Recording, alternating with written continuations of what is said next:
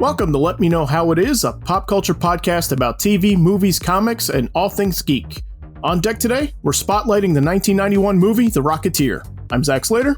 I'm Frank Melman. This is Tommy Smithereens. And I'm Clifton. All right. So, based on the comic book of the same name created by Dave Stevens, Rocketeer starred Billy Campbell, Jennifer Connelly, Alan Arkin, Timothy Dalton, Terry O'Quinn, and Paul Sorvino. Screenplay credits by Danny Bilson and Paul DeMeo. I hope I'm saying that right. And directed by the criminally underrated Joe Johnston, the same Joe Johnston that directed Captain America: The First Avenger. Just FYI. The film was released in 1991, but had been in development since 1983 when Stevens had sold the film rights. The film would, however, flounder around in development hell over creative differences, and the rights eventually reverted back to Stevens, who then let screenwriters Bilson and DeMeo take a stab at the script.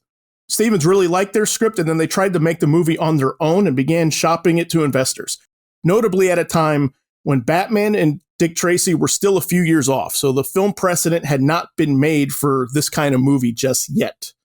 Disney, however, saw some merchandising potential for the property, optioned the rights.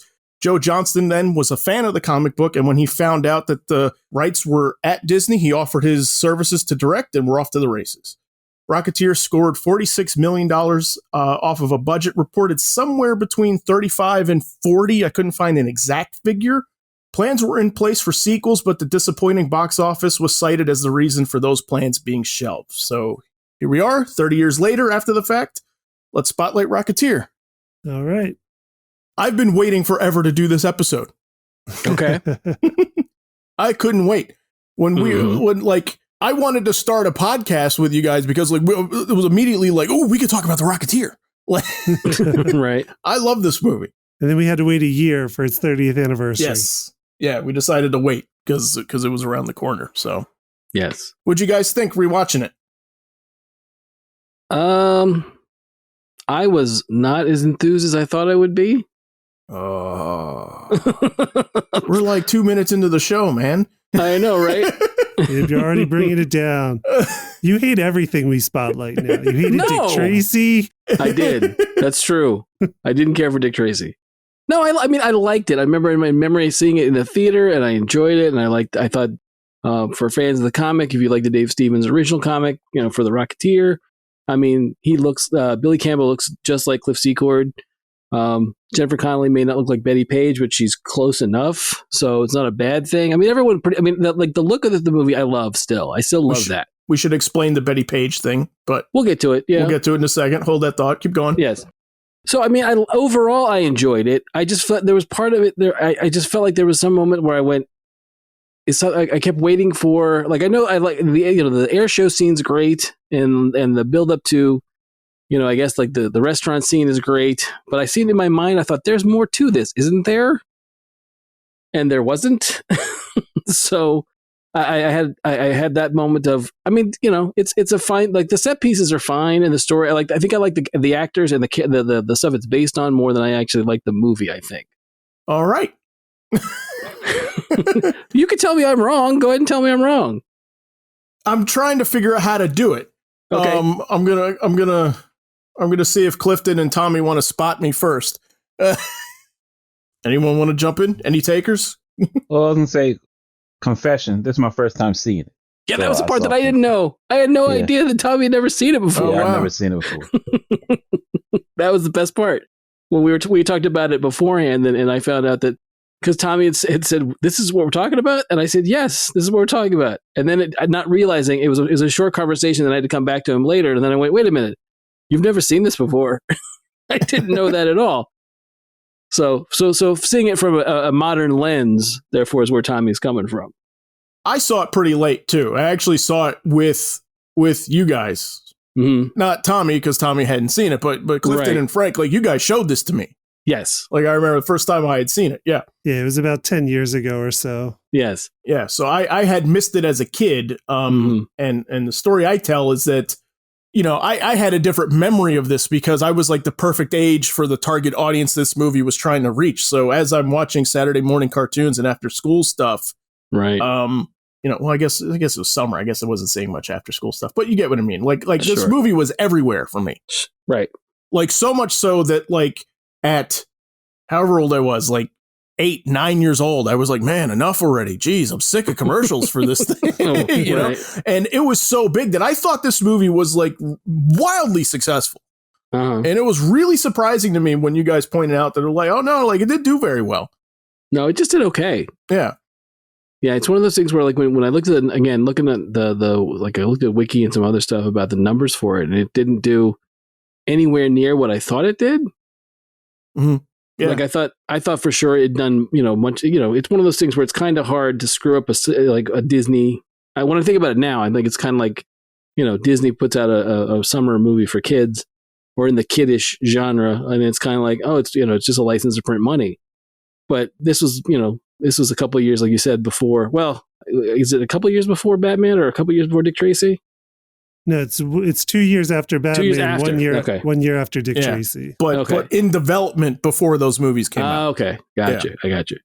So yeah, it's one of those things where I don't know why it didn't do better. I mean, it seems like it should have been, especially for the stuff that was trying to homage, like the Saturday morning serials and the whole idea of trying to cash in and on the whole, Nazis are great villains that the Indiana Jones kind of established. Mm-hmm. Why it didn't do better, I don't know.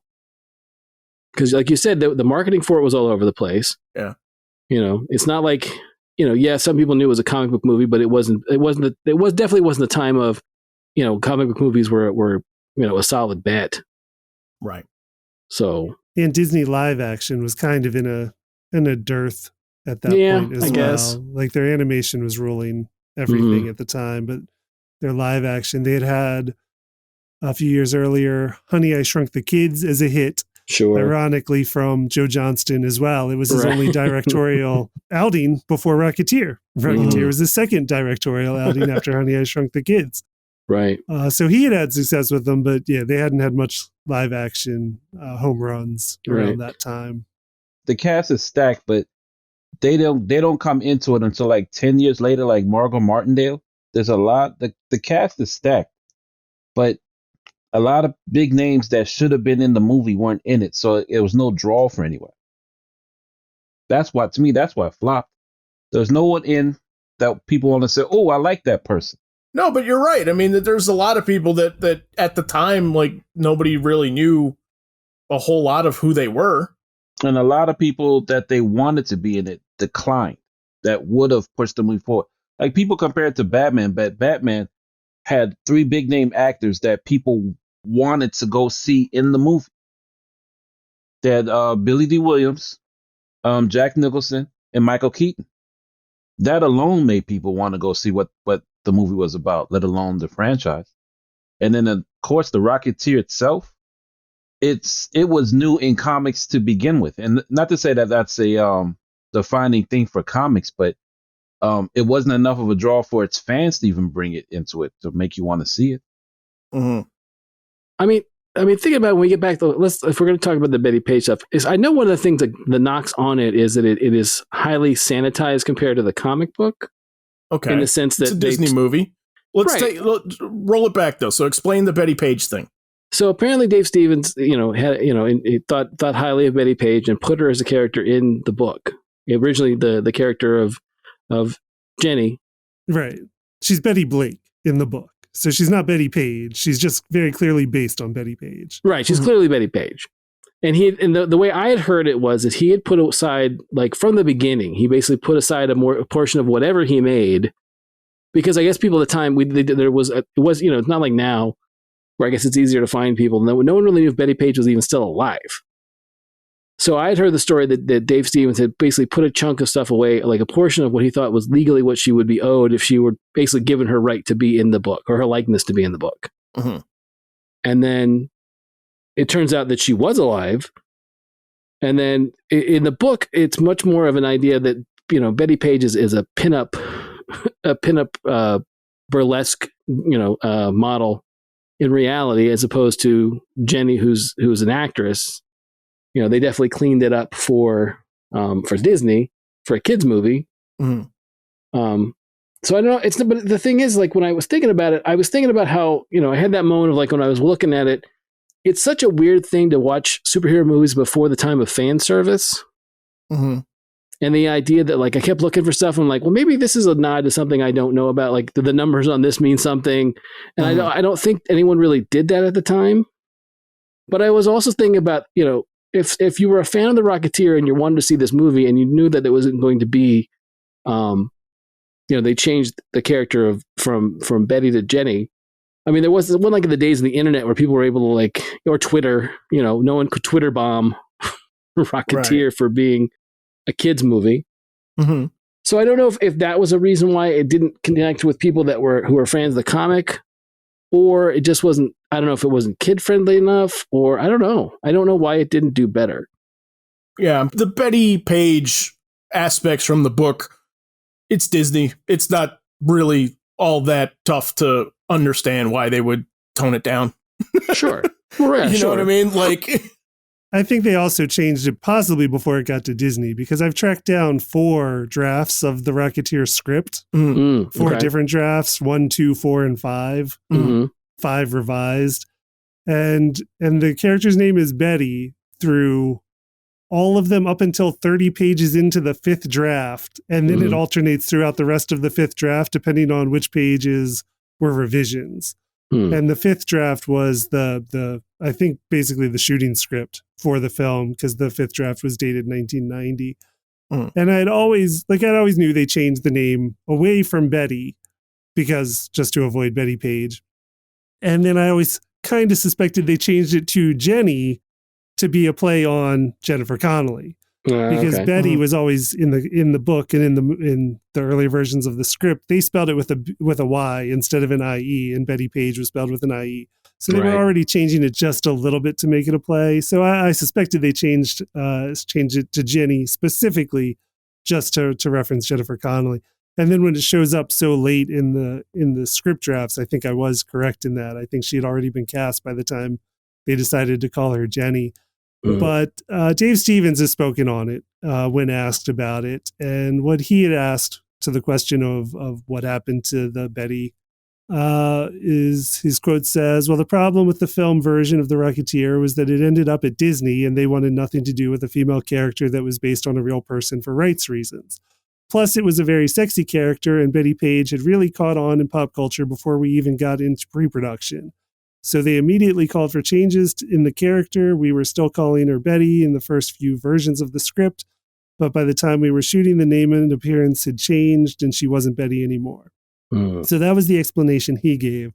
I have seen people point out that they didn't have any other problems with other people being clearly based on real life people. Yes.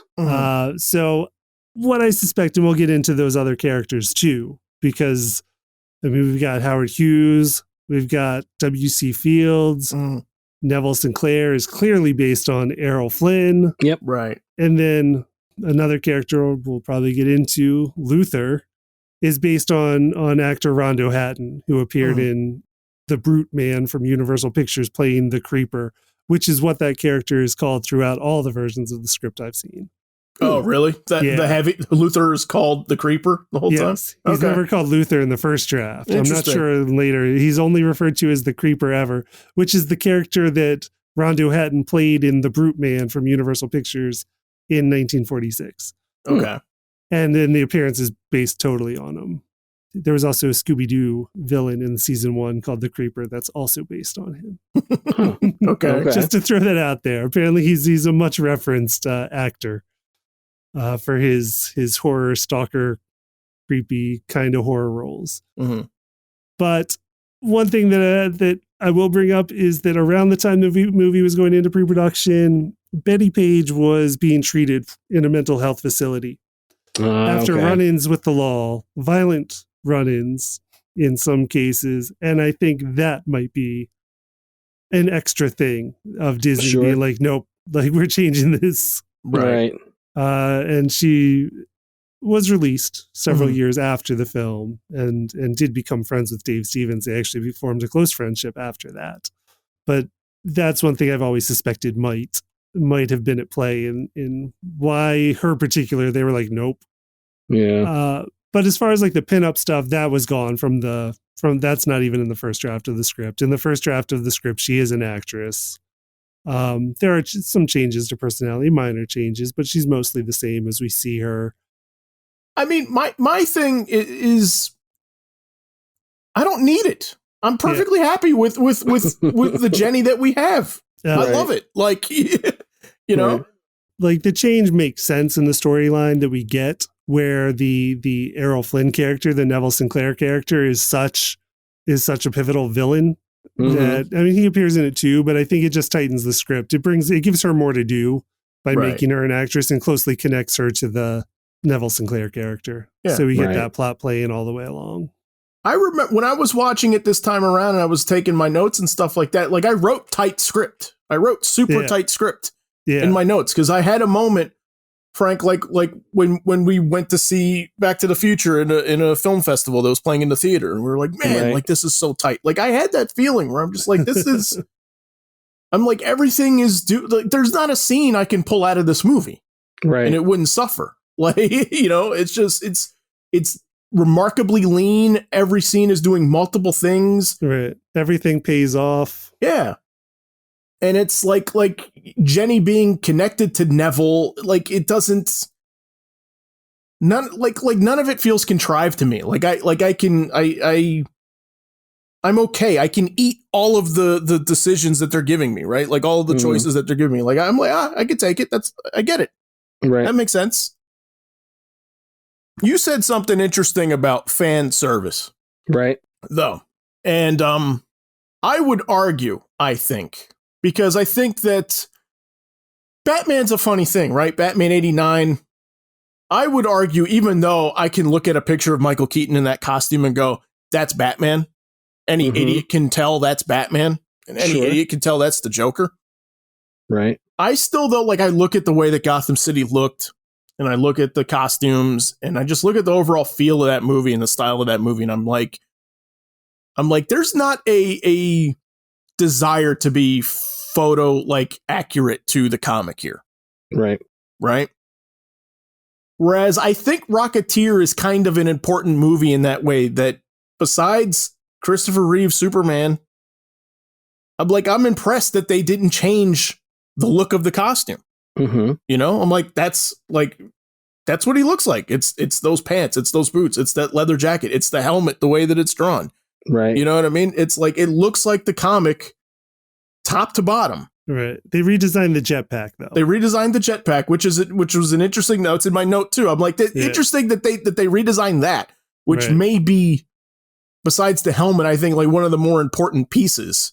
Yeah. But well, that's something I read that about him, about Dave Stevens, was that he said that, you know, he was basically on set as much as he possibly could be and didn't want to be a nudge or be a nuisance, but at the same time he was afraid that if he wasn't there, they would try to change stuff. Right.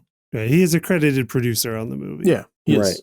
Yeah, you know, and I've heard a lot of stories about the movie too, where they wanted to modern day it and you know, and then they cited Indiana Jones as like, no, there's an appetite for like this period piece adventure movie that we're doing and stuff. So I mean, like, this could have easily been a very different movie.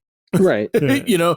I mean, I would have been surprised if Joe Johnston didn't want to keep it in the period, though, because he had been art director on Temple of Doom, storyboarded other Indiana Jones stuff, but like he was especially involved in Temple of Doom. So like he had practice at that period and could do it well. Right. And it does it again. And does it again later with Captain America. Right. There's a shot though at the end of the movie, like in the climax of the movie, like in the blimp sequence, right? Where Cliff, you know, flies up with the rocket pack and he's on a roof and the American flag's in the background and he strikes a pose. Yeah. That's I'm like that's a cover. Right. Yeah. I'm like that's from a cover specifically. And in my head I'm going like, this is the first comic movie to do that. I think, to do like, here's a cover from the book that you all know, and here it is recreated. You know? With the gun, like holding the gun that he actually doesn't really even use in the movie. Right. Because he loses it as soon as he gets it. Yes. Yeah. After that shot. I love that. Oh, Cliff is not the one you want in a fight. No.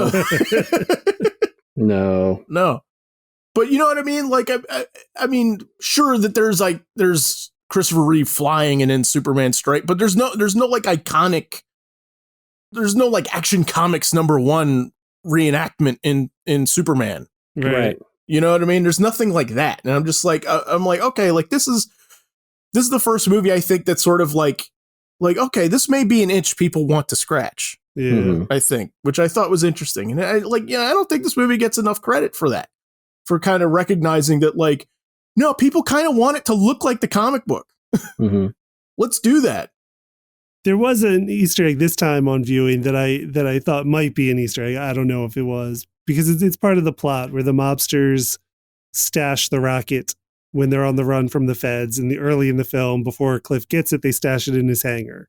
Right. And one of the mobsters swaps it out with a vacuum cleaner. So he takes the vacuum cleaner and leaves the rocket so that people will think he's got the rocket and it's destroyed. Right. And the one thing about it is when they show like the mangled remains of what people think is the rocket, that's really a vacuum cleaner.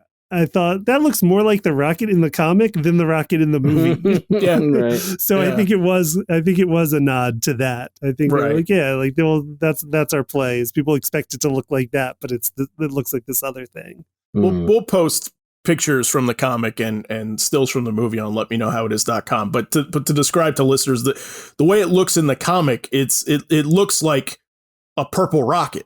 Like what you would expect, like a Looney Tunes firework to look like, right? Like to a be drawn, tube, a circular tube with like the little cone shape on top, and it's and fire comes out the back of it, and that's it. Like it's got fins, incredibly simple design, right? Yep. Yeah. And then they redesigned it for the movie to be sort of like the twin jet, it's kind more of Art Deco. Yeah. Which, I mean, again, I didn't see it until later on. But I wasn't connected to it in that way. So like that's a change I'm good with. I don't know. I mean, maybe that there were people during the day at the time of, they were like, oh, I don't like this. It is the weird exception to the rule of everything I'm saying, where it's like so faithful and trying to look like the book, down to like the restaurant, which is a dog. The restaurant looks like a dog. The diner shaped like a bulldog. Yeah. Right. And it's an odd choice. If you just see the movie, you're like, why is the diner like in the shape of a bulldog? Why are they hanging out in the head? Why are they just sitting around in the head of this dog? But it's pulled from the book. Like the book, like that's what their hangout looks like in the book. Yeah. Right. So to go to that level and then to change the rocket, I think is interesting choice. But like I said, I can eat it. I think it was just Joe Johnston's design sense taking over. Like he just felt strongly about the change, so they went with it. Right. As an art director. All right. So let's actually talk about Cliff a little bit here. What do we think of Cliff? What do we think of Billy Campbell? What do we think of Billy Campbell as our hero here? He's good in this. I think he's great. Yeah. Yeah. I think so too. It's a surprising thing that like this is the early movie for some people. We'll talk about Jennifer Connelly in a second, but it was an early movie for her, and she's still going super strong. Yes. Billy Campbell, unfortunately, did not get too much after this. I mean, he could have been like, he's got leading man chops in this. Yeah. And then it just, for whatever reasons, it did not work out. I never heard this before, but I saw that he was considered for Riker at one point from Star Trek The Next Generation. Okay, well then that does make sense because he appears on Star Trek The Next Generation. Yep. Early on, I think, in an episode, what's it called? The Outrageous Okona. Okay. And it's there's mixed reactions on this episode. I think a lot of people don't like this episode though, because he's playing he's supposed to be playing like a cool Han Solo type character. Okay. And people don't think it works. They didn't buy it. Yeah, they didn't buy it. But I could see because Riker is supposed to be like the cool Han Solo on the ship anyway. Right. So I can see them being like, oh, like he didn't get that, so we'll use him on this. And then the rating wasn't there for that character, unfortunately. Yeah, he did not. I mean, he's like I said, he's really good in it. I think he looks like he just stepped out of the book. Yeah. Yeah. I think he's a great choice. He looks like a catalog model, like you were saying, like leading man chops. Like, I mean, he's certainly good looking enough. Yeah. For leading man stuff, right? If that's an important thing, which it is from time to time. It is. It is. But no, I mean, I thought that was funny. Like they had some other choices, but I guess the studio wanted Johnny Depp. at one point. Really? I had never. I didn't know that. I read that. Yeah, I had that in my notes. They had, which again is very early in his, would have been early in his career too. Yeah, like coming straight off of 21 Jump Street almost. Yeah, but they wanted him for it, and then but Dave Stevens, I think it was kind of like they were insistent, like, no, we really like, again, the fact that he looks so much like, he has a bit of the earnestness of Cliff. Mm-hmm. He definitely looks like Dave Stevens' art. That's another plus. Yeah, but no, I think overall, I think overall he does a great job. I think he's very good as the character. I don't think he is, he's not, it's no issue with him whatsoever. Right. He's charming. For sure. Like I get why Jenny picks him. Mm-hmm. Also at the same time, I get why Jenny would be upset with him, but I like how headstrong he is. Like he's I just love that, like when he punches the FBI guy. Right. Oh, yeah. I just love that. I love when he just gets mad and hits the guy, and then like it, none of it works out because the guy fights back and ends up kicking the crap out of him, which I love. And I just think that there's one of my favorite bits in there is that scene at the club. It's like in the middle of the movie, right? Which I love this bit because you have everybody converging on this club. Mm-hmm. Right, where it's like all the mobsters are coming over here, and Cliff is there, and Neville Sinclair's there with Jenny, right, and then Luther's coming, and everything is sort of like coming to this one spot. And I like that there's this one moment where like he breaks a window to get in, and the look of him like reaching in to unlock the door through this broken window that he just did is so like, I've never done this before. Like, you know what I mean? One thing I like, one of my favorite bits in it, like I do like the scene where he says, I'm scared enough as it is. Right. Yeah. When he tells Peavy, he's like, I'm frightened. I'm pretty scared to do this when they're having to save Malcolm in the plane. Mm-hmm. That whole bit of like that informs a lot about the characters. The idea of like, oh no, I mean, yes, I'm stepping up, and yes, I'm going to strap this this unlicensed rocket pack on my back. Right. But at the same time, don't, I'm already frightened. Let's not make it worse by talking about what could possibly go wrong. Yeah. I mean, that was a funny bit with PV. And that is like, that scene word for word is in the first draft. So they had that, they were committed to that bit of the characters, both characters from early on of he was committed to saving Malcolm. He was going to do it and was seeking reassurance from PV like that this might work. And PV's like, we haven't even tested this thing for real yet. Yeah. Come on, Clifford. I like all that stuff. I thought that stuff is great.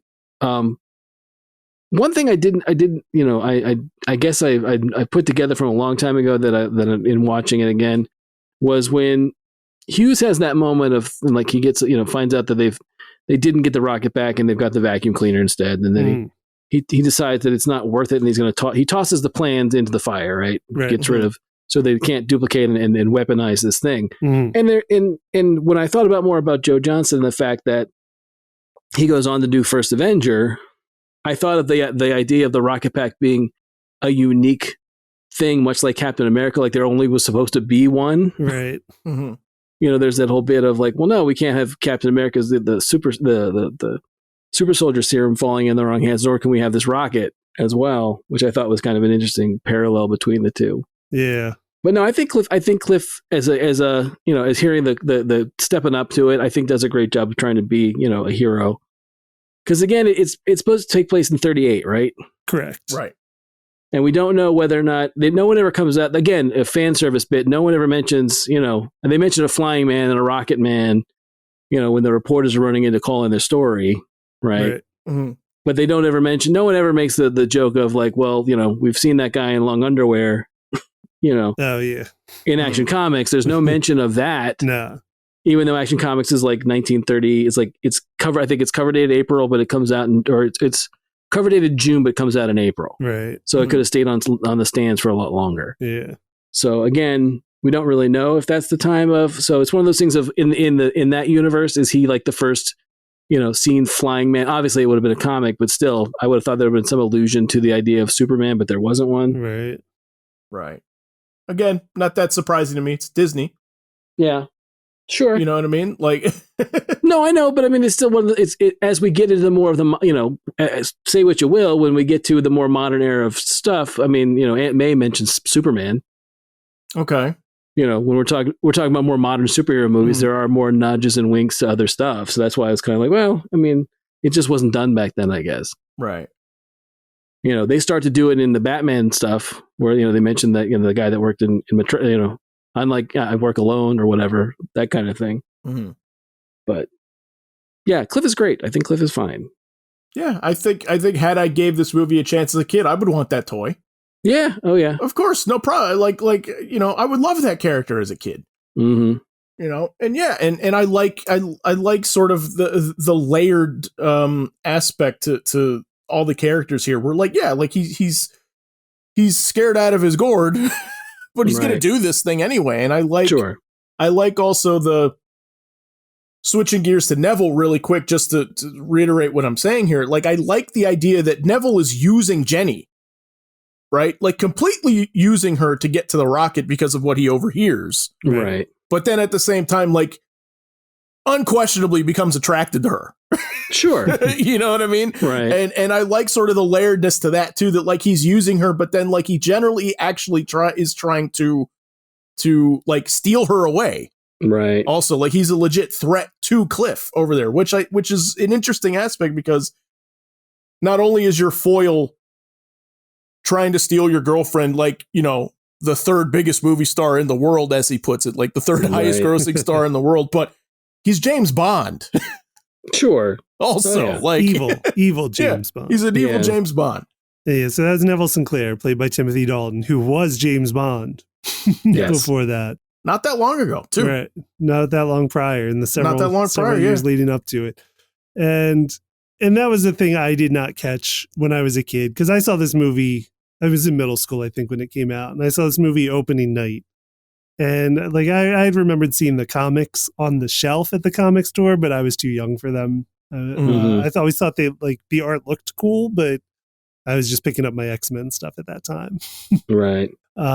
But I did, was excited about the movie and went. But yeah, I mean, there's just a lot of the Golden Age Hollywood stuff that I did not quite pick up on. I knew W.C. Fields from Looney Tunes cartoons. Right. So anybody that was ever like imitated by Bugs Bunny, I was like, oh, that's who that is. I know who that is. Mm-hmm. But the Neville Sinclair thing, I did pick up that it was Errol Flynn. I did know enough from the Daffy Duck, like Robin Hood stuff, to know who Errol Flynn was. But what I did not pick up on was that they were using Errol Flynn because of the allegations. Yes. That Errol Flynn was a Nazi spy.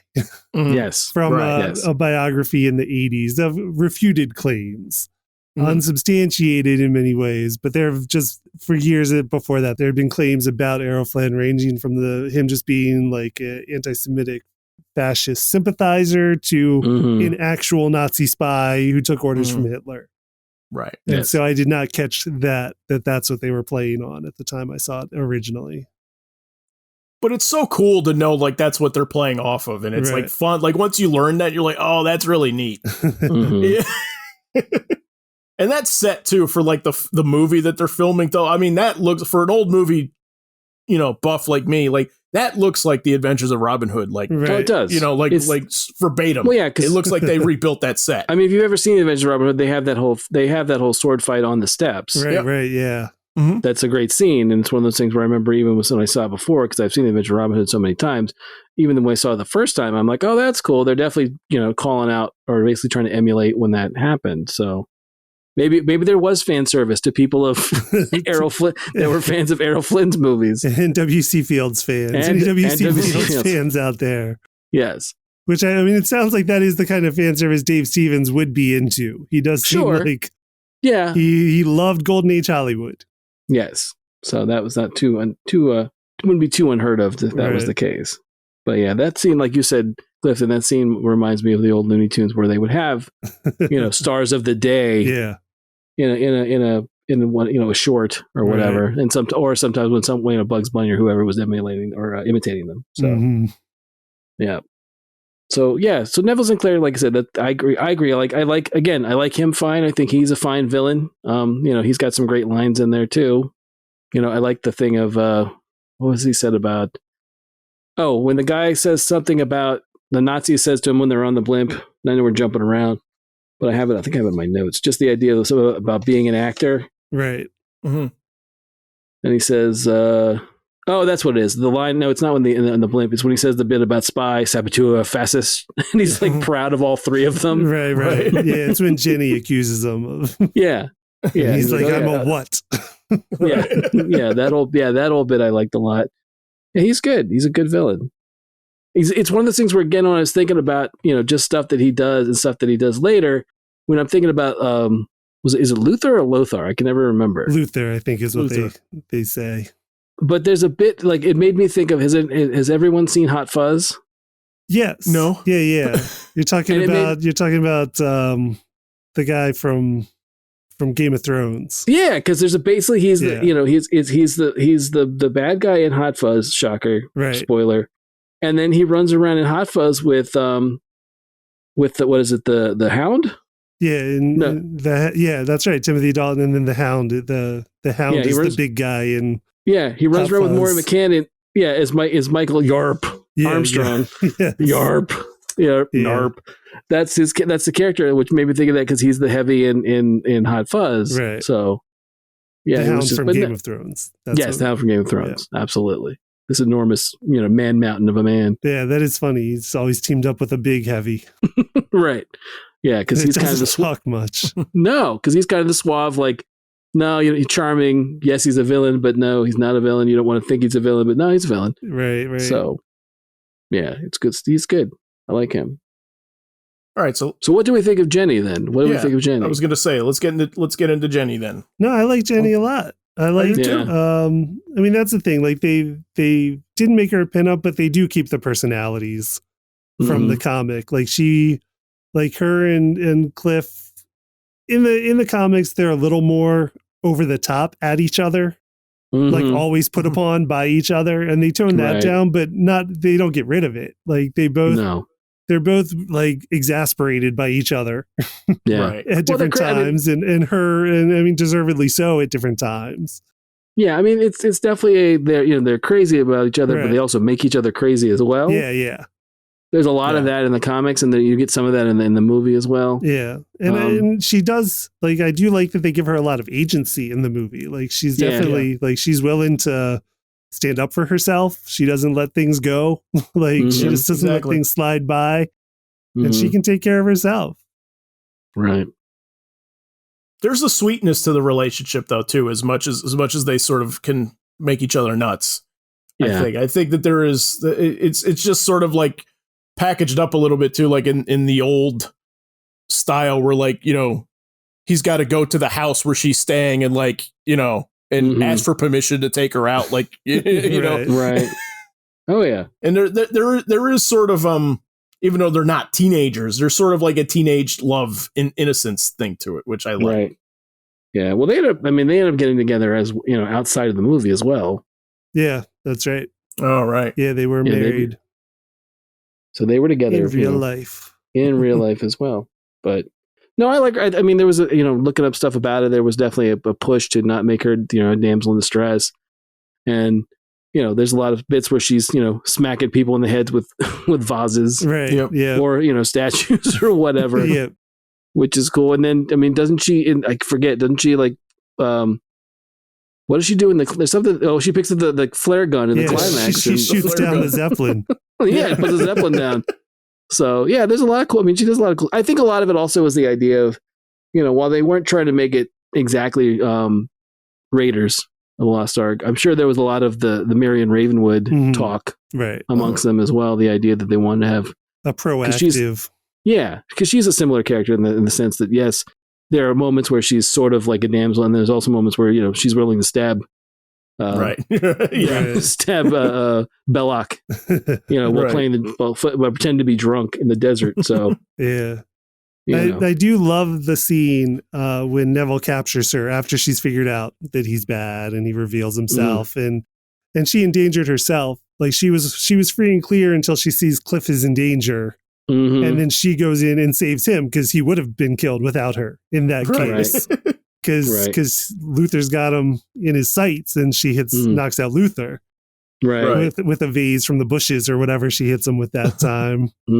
It's like an ice sculpture. I think she hits him with an ice sculpture at that point. But it's in the scene after that when she's captive, and and Neville's trying to play like they're forcing me to do this, like, and is trying to kind of seduce her and play like he's not the big bad. Right. And starts feeding her lines, and she recognizes all of them from the movies he's been in because he can't say anything original. It's a very good bit. Yeah. It's a good bit. And then she leads him on and then knocks him out with a vase. And I love her line where she's like, well, I did get to play a scene with Neville Sinclair. Yeah. Well, because I mean, it's one of the things where early they set that up early when she goes to the boarding house or whatever to pick her up when Cliff goes to get her. You know, she wants to see a Neville Sinclair movie and he wants to see a Cagney movie. Right. And it's one of those things where I'm guessing from what we see of them, she wins out what they see at the movies quite often. Right. Because she knew all of the Neville Sinclair stuff. Yeah. So. Right.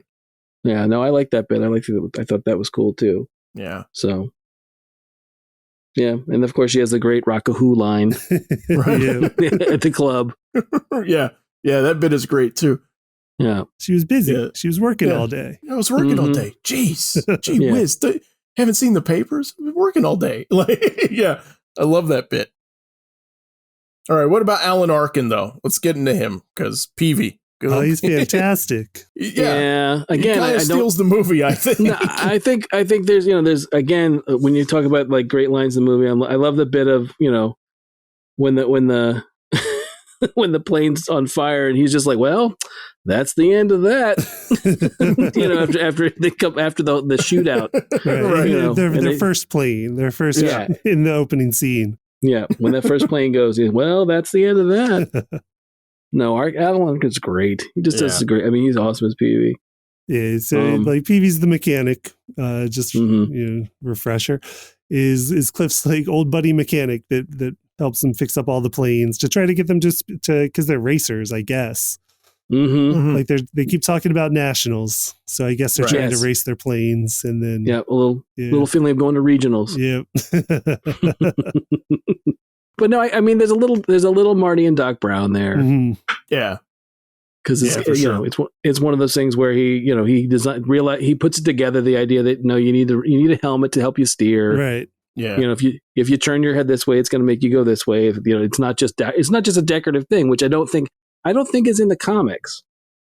The helmet's in the comics. No. I mean, like the whole idea of like the reasoning for it. No, I can't. I've read the comics, but I can't remember the details. Right. I can't either. It's been a long time, and I didn't get a chance to look at the comics before. I have them. Like, I don't know if they ever explain that it's a rudder. Like that's the point of it. Well, it's also one of those things where when you look at when Marvel finally makes Iron Man, that's one of the things that they talk about, the idea that wasn't always there in the armor, was the idea of like, no, this is more like an aircraft. Okay. Mm. And that's done that way to make it so that he can steer better. Right. But it's a lot of the same premise. Yeah. I guess. And I do know like that Peavy as a character in that dynamic with him and Cliff was there from the original comics, like from the first published comics. So that's pushing like 82, 83 that the first comic came out, we said. Yep. So I didn't actually track down like when the first comic came out. I just know that he had sold the rights in 83. And it was sold pretty quickly. Yeah, so the comic might have been 82. Right. In Star Slayers #2. I just think like when it comes to Peavy, I just think like there's so many quotable lines from him in this movie. Mm-hmm. Like we don't have a house, we have a gazebo. Right. After the shootout with the feds and Lothar, now we know his name is Lothar. Right. We did have to look up that correction. I love the bit too where he was like, you haven't had a date since like 1932. And then he's like, Flora Maxwell. Didn't need to after that. Yeah, but my favorite is when he tells Howard Hughes, it's Simple Aviation, Howard. Yeah. How he fixed the engine. Yeah. Peavy's wonderful. I mean, he's so perfect as him, and unassuming from me, because like I did not know Alan Arkin from a lot of stuff at that point. I mean, he's nominated virtually every year for Best Supporting Actor now at this point, like over the last couple of years. But I mean, at the time when this like let's go over it. Like how big a star was Alan Arkin at this point? How big of a get was he in this movie? I'm curious, because would he have been the biggest star at this point?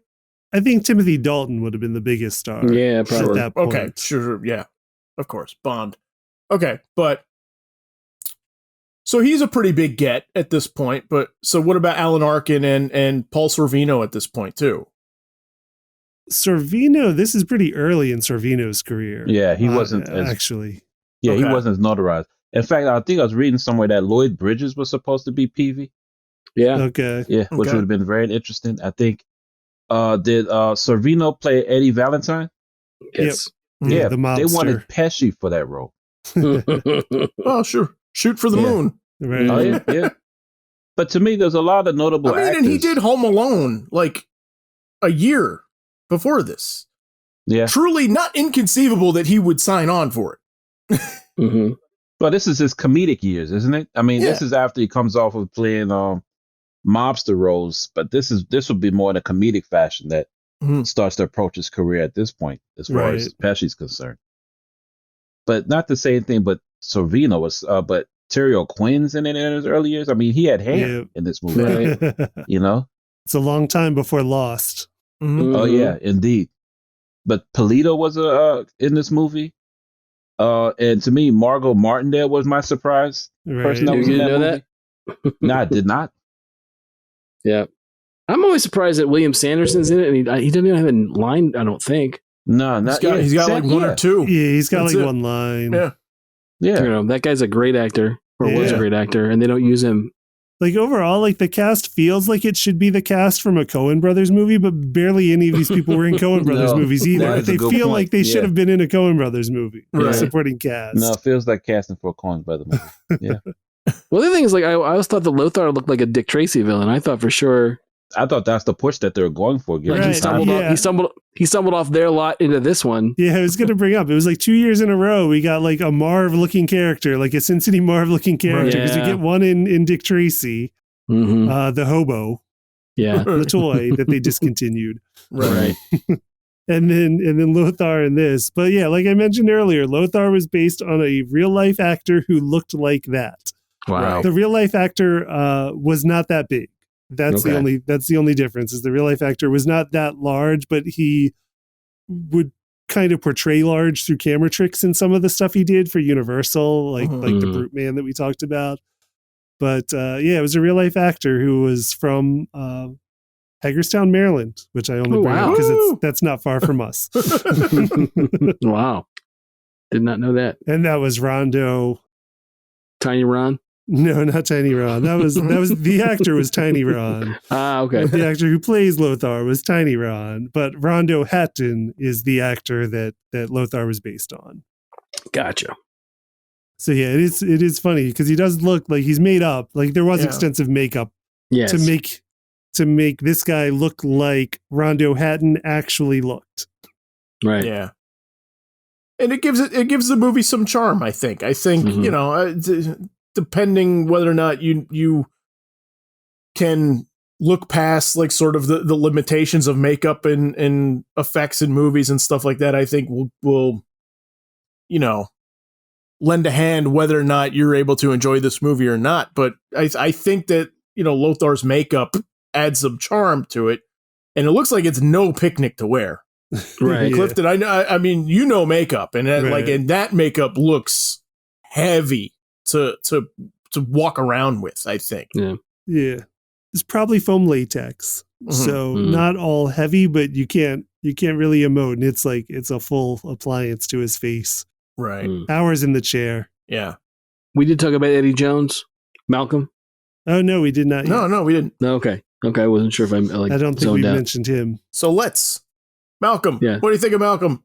Well, I mean, I like, you know, I'm the whole time I'm thinking, well, look, there's Pa Kent, right? Because that's who he goes on to be. So he's good. I mean, he, for the part that he played, you know, the part we needed to play in the movie, he's good. He's kind of, you know, he's a little absent-minded, but right.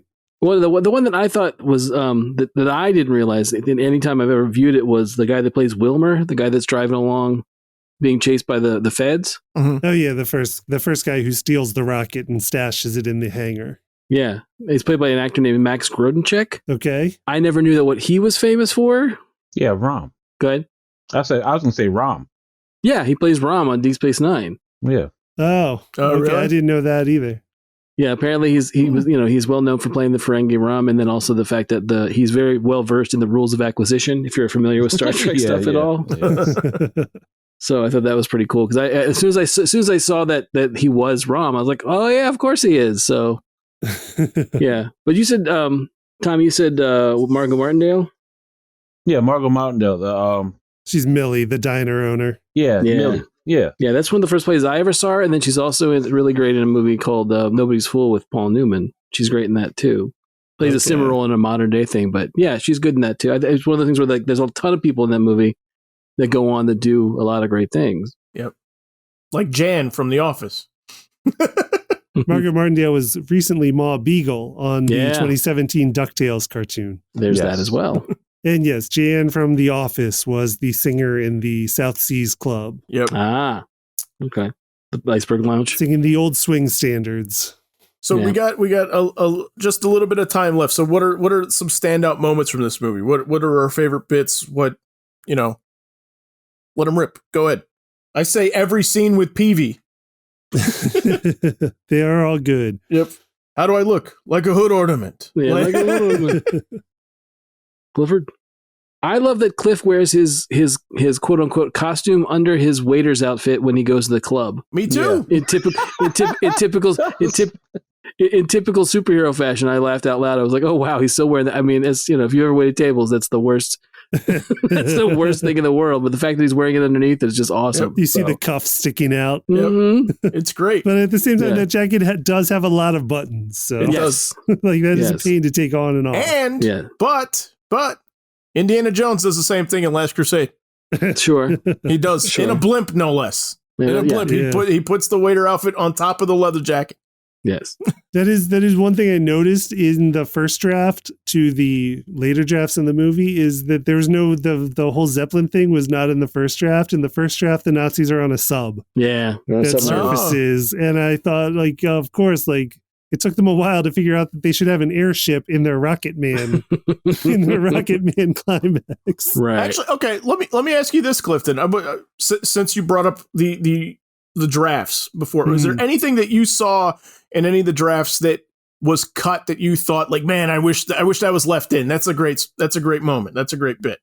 Yeah. The early introduction, actually the first scene plays out a lot differently in the script. And I think the problem, why they couldn't translate it was limitations in effects in 1991. Okay. I think in a CG world now that we could, they could do anything they want now, but at the time they were doing very practical effects. Right. Mm-hmm. And there's just a little bit in the opening chase scene, and some of it doesn't make sense in the script because I'm like, no, that wouldn't happen because planes don't work like that.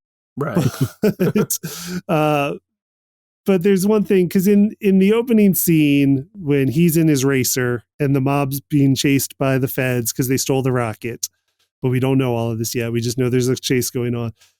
And one of the mobsters just starts randomly shooting at the plane. Mm. And that's what downs his plane and puts him out of nationals. In the script, the mobster with the Tommy gun gets shot by one of the feds. And it's in that action that he flails out of control and shoots the plane. And I was like, well, that makes more sense to me. It does too. I have in my notes too that moment. I'm like, if that gangster doesn't shoot the plane, we have no movie. Yeah. Right. We have no movie. And my thought was did he think that the feds had a plane and were chasing after him? That was my thought too. In the movie, I'm like, yeah, that must that's the only explanation there is. But in the script, it was that he gets shot and then shoots out of control, with the Tommy gun, just still firing and carries him upwards, right, and backwards. And I was like, yeah, that would have worked better. But I think again, working the practical effects that they were doing, they just couldn't quite pull it off. Mm-hmm. But yeah, I mean, most of the first half of it's very, very similar.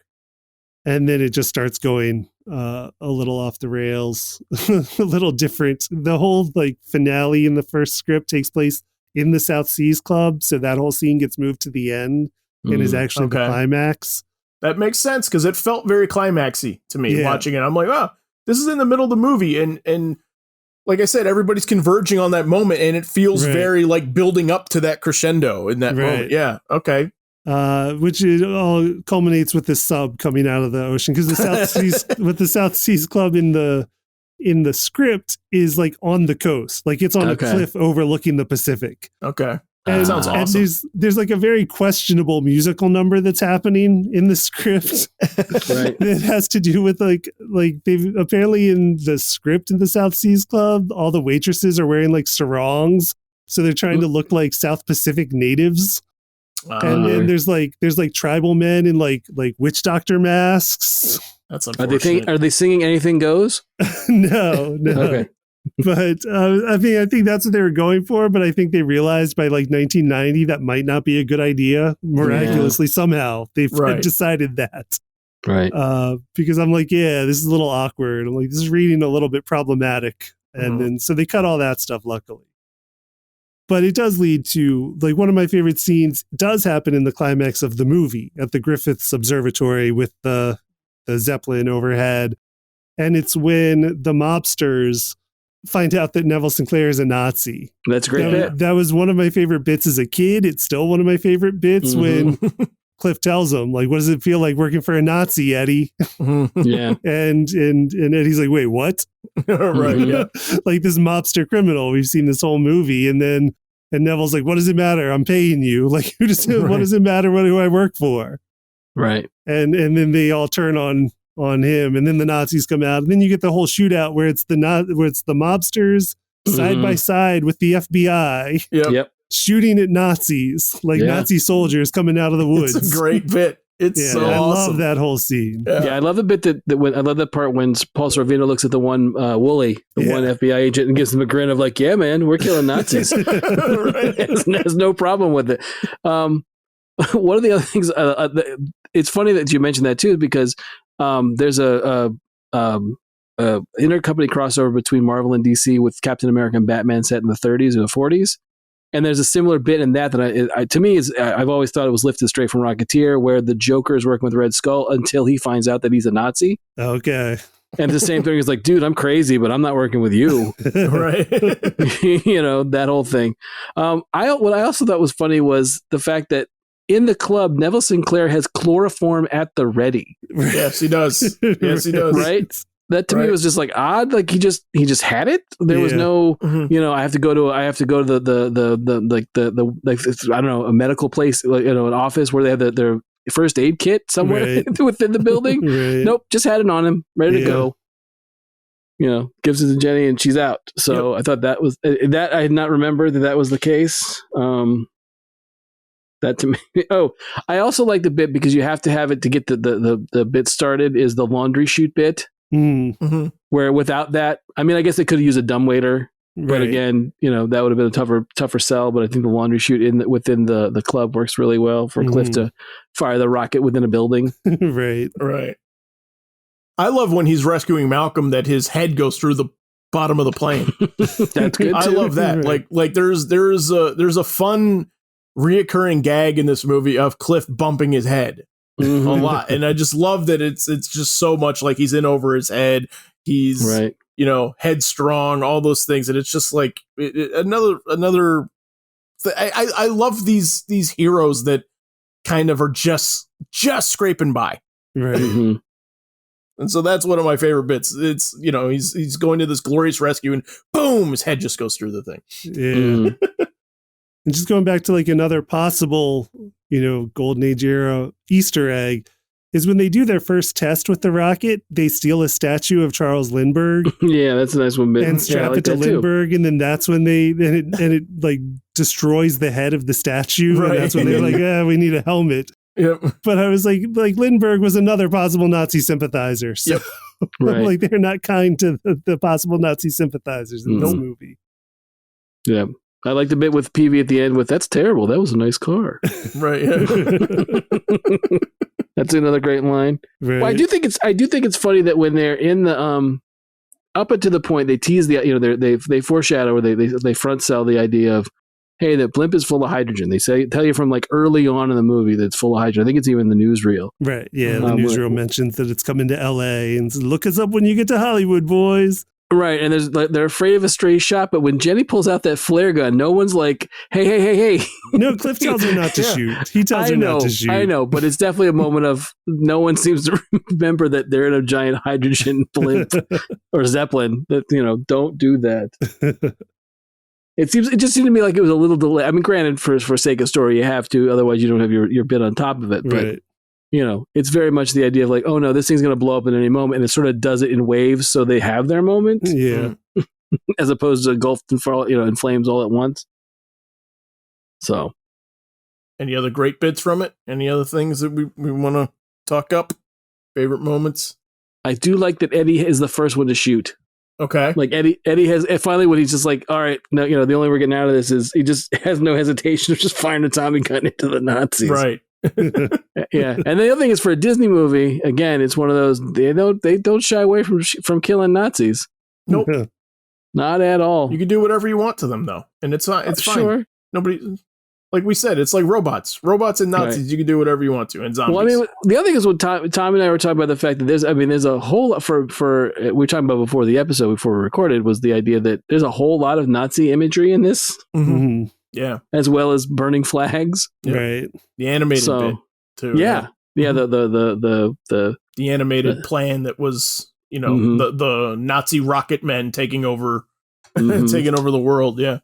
Yeah, because there's definitely in the propaganda film. It's basically they said I wrote it down. I translated. What did they say? It says, but basically it's almost like today. Oh yeah, here it is. It's a new approach. Is what it says in German, and the last bit is today Europe, tomorrow the world. Right. So, yeah.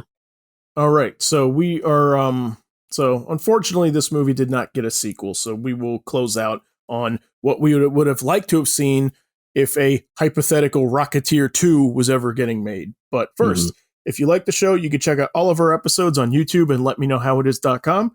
Just please, however you find us, don't forget to like, subscribe, and leave us a review. And finally, if you have any ideas for a topic on the show, shoot it to us on Twitter or in the comments. Our Twitter handle is our show's initials, LMKHII. All right. We're taking pitches for Rocketeer 2. What do you guys got?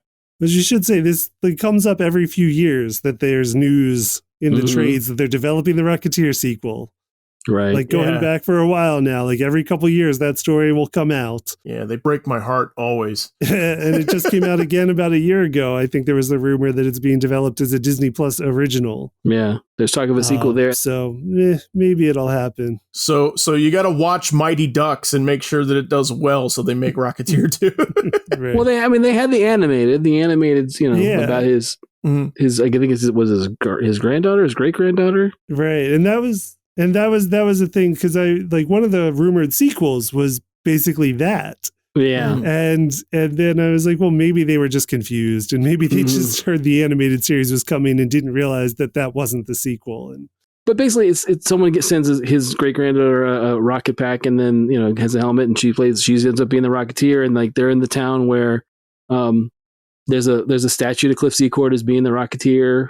It's common knowledge that, I think it's common knowledge. Definitely the Rocketeer existed, but we don't know who sent the rocket pack. I didn't see the whole season. I only watched some of it with my daughter. Okay. But she liked it, and the one things were, and I know that Billy Campbell came back and did the voice work for it. Oh, nice. For some of the flashback. It skews young though, right? Like it's for preschool age, right? Well, it's a little bit older. I mean, she's the thing about it's hard to believe is she's like 7. So, so it's like believable to a point. Right.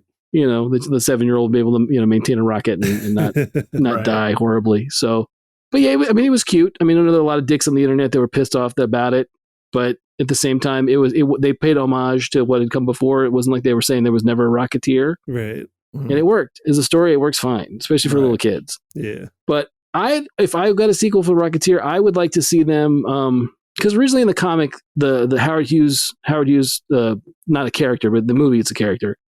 Originally, it was Doc Savage, right? And I would have loved to see them do something along those lines with Doc Savage, or some kind of character along the lines of, that had it under control as being a hero. Because again, Cliff would play against the idea of, this is what being a rough and tumble Nazi fighter would be like, even though he's not.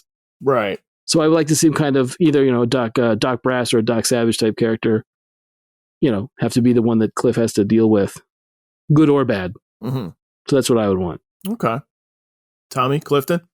Yeah, I mean, I would like they've talked about like modernizing it in different versions, and I definitely like I still want it in a period piece. Yeah, like an alternate history period piece.